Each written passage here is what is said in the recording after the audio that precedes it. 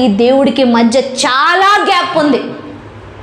ఆ గ్యాప్ను పూర్తి చేయడం కోసమే ఆయన శరీరధారిగా వచ్చి నేను ప్రేమ అంతటితో వచ్చాను అనేసి ఆ ప్రేమను సిలువ మరణం ద్వారా వ్యక్తం చేశాడు. ఆయన జీవించిన 33.5 సంవత్సరాల్లో కానీ 3.5 సంవత్సరాల్లో కానీ ప్రతి సంఘటన ప్రేమించే చేశాడు. He moved with compassion. ఆయన కనికరముతో మూవ్ అయ్యాడు. 3 రోజులు ప్రసంగం విన్న తర్వాత వెళ్ళిపోమని చెప్పలే, ఎక్కడ మూర్చిల్లు పడిపోతారా అనేసి కడుపు నింపి పంపించాడు. మనం ఎవరు కడుపు నింపుతాం? ఫస్ట్ ఎవరు కడుపు నిండిందా లేదని చూస్తాం? బిడ్డల కడుపు. అంతేనా?